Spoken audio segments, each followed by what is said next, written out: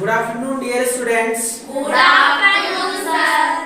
Thank you. आज की class में अपन स्टार्ट कर रहे हैं वन वर्ड का ये नेक्स्ट पार्ट। इसमें सबसे पहले अपने सामने है an office or post of no work but high pay. An office or post एक कोई कार्यालय या पद जिसमें क्या है, नो वर्क बट हाई पे, काम कुछ भी नहीं है लेकिन तनख्वाह बहुत ज्यादा है। तो ऐसा जो पद होता है, ऐसी जो पोस्ट होती है, ऐसा कोई ऑफिस या पोस्ट होती है, उसे हम क्या कहते हैं, सिनेक्योर कहते हैं। क्या कहेंगे, सिनेक्योर। सिनेक्योर का मतलब है दायित्वहीन पद। ऐसा पद जिसमें जिम्मेदारी कुछ भी नहीं है, खाली बैठे रहना है ना। नो वर्क, काम कुछ नहीं है, बट हाई पे, लेकिन पेमेंट ज्यादा है, तो इसे हम सिनेक्योर कहते हैं, दायित्वहीन पद। नेक्स्ट है one who is well versed in any subject. ऐसा व्यक्ति जो किसी एक विषय में, किसी भी विषय में क्या होता है, वेल वर्स्ड होता है, उसका बहुत ही जो है विशेषज्ञ होता है, पारखी होता है उसका। वेल वर्स्ड यानी कि उसने अच्छी एजुकेशन उसने पाई है, अच्छी शिक्षा उसने ग्रहण की है। दैट इज अ क्रिटिकल जज ऑफ एनी आर्ट, या वो किसी आर्ट का क्रिटिकल जज हो सकता है।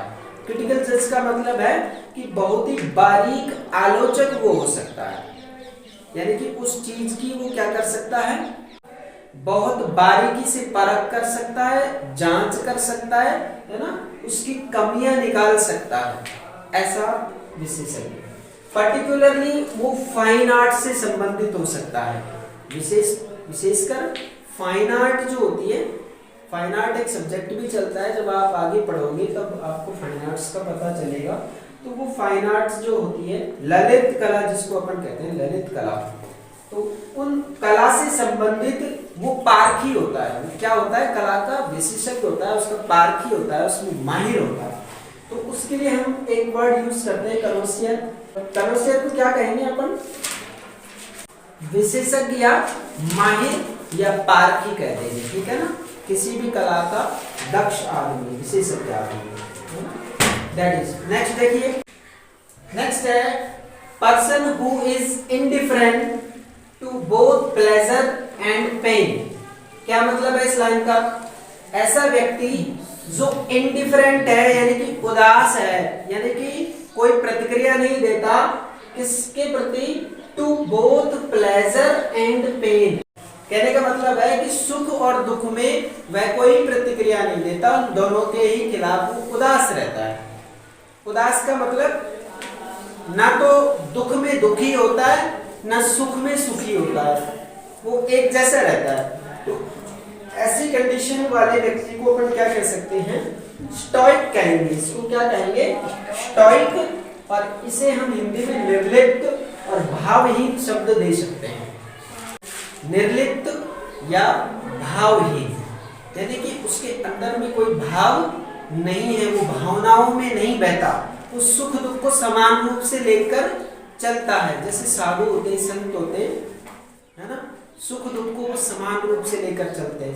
जो महान जो लोग होते हैं वो सुख दुख को समान रूप से लेकर चलते हैं, तो उन्हें हम स्टोइक कहेंगे, निर्लिप्त कहेंगे। वो किसी भी चीज में लिप्त नहीं है, तुम्हारे सुख दुख में कोई प्रतिक्रिया वो नहीं देगा, वो सम है। नेक्स्ट है a person who is against the standards of ordinary society specially in dressing. ऐसा वो किसमें स्पेशली करता है, एक व्यक्ति जो समाज के सामान्य जो मानक हैं, जो नियम हैं, उनके वह खिलाफ काम करता है या उनके खिलाफ होता है। और वो ऐसा स्पेशली किसमें करता है, इन ड्रेसिंग, यानी कि जो पहनाव जो होता है, जो कपड़े वगैरह जो वो पहनता है, वो समाज के जो आम नियम हैं उनके वो खिलाफ पहनावा करता है। बिगड़ी का नाम फैशन है ना।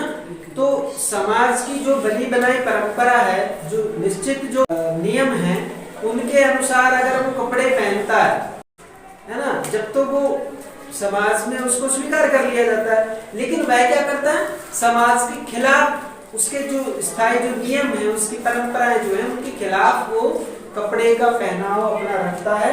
तो उस आदमी को इंग्लिश में हिप्पी वर्ड यहाँ पर नाम दिया है।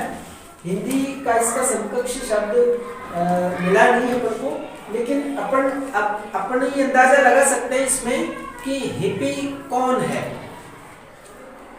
जो समाज के सामान्य नियमों के खिलाफ कपड़े पहनता है या उसके समाज के सामान्य नियमों के खिलाफ ही रहता है, समाज ने जो बना रखा है परंपरा, उस बंधन में वो नहीं बंधता और अपनी अलग चलाता है, तो उसे क्या कहेंगे अपन, है ना। ये अपन बखूबी समझ सकते हैं कौन हो सकता है वो। चलिए नेक्स्ट देखते हैं। नेक्स्ट अपने सामने सेंटेंस अपना या फ्रेज है murder of brother. Murder of brother, है ना। तो इसे कहते हैं जो अपने भाई की हत्या कर दे, भाई का मर्डर कर दे, तो उसे हम क्या कहते हैं, उसे कहते हैं फ्रैट्रिसाइड। उसे क्या कहेंगे, फ्रैट्रिसाइड कहेंगे। फ्रैट्रिसाइड का मीनिंग है भ्रातृहंता। भ्रातृहंता मतलब जो अपने भाई का हत्यारा हो वह भ्रातृहंता कहलाता है। तो मर्डर ऑफ ब्रदर, फ्रैट्रिसाइड। नेक्स्ट है mania of stealing articles. Mania of stealing articles यानी वस्तुएं चुराने की बीमारी किसी को होती है तो उसे क्या कहेंगे, उसे इंग्लिश में एक वर्ड है क्लेप्टोमेनिया। उसे हम क्या कहेंगे, क्लेप्टोमेनिया। क्लेप्टोमेनिया का मतलब है जो वस्तुएं चुराने की जिसे बीमारी हो, वस्तुएं चुराने की बीमारी, चोरी करने की बीमारी, तो दैट इज क्लेप्टोमेनिया, है ना। इसे एक शब्द में चौर्योन्माद भी कह सकते हैं।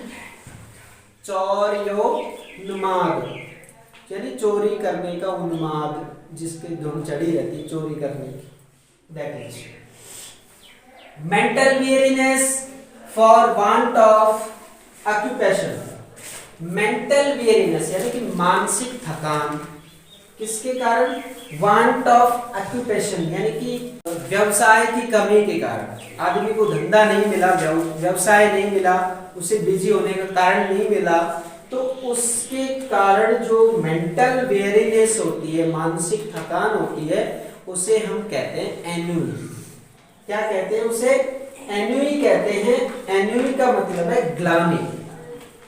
जब किसी व्यक्ति को ऐसा व्यवसाय नहीं मिलता है जिसमें वो व्यस्त हो सके, तब इस व्यवसाय के अभाव में उसको जो मेंटल वेरीनेस होगी उसे हम एन्यूई कहेंगे। एन्यूई का मतलब ग्लानि, ठीक है। बढ़ते हैं नेक्स्ट सेंटेंस की तरफ। नेक्स्ट अपने सामने है one who loves all and sundry. One who loves all and sundry, तो इसका मतलब क्या है, वह व्यक्ति जो सबसे प्रेम करता है, सबका हित करता है, तो वो कौन होता है, ऑल्ट्रुइस्ट कहते हैं उसे अपन।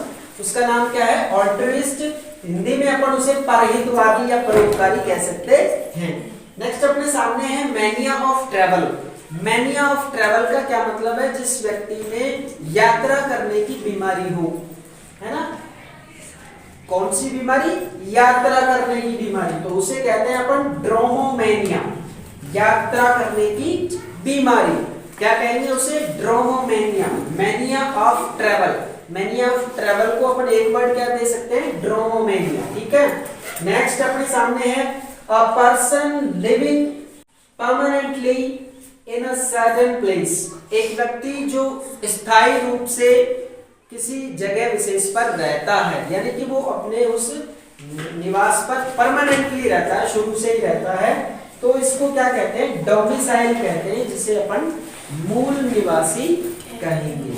A person living permanently in a certain place, तो क्या कहलाएगा, वह डोमिसाइल कहलाएगा और उसे अपन मूल निवासी कहेंगे। आज की क्लास में इतना ही, मिलते हैं नेक्स्ट क्लास में। तब तक के लिए children, thank you, take care and goodbye. Thank you sir.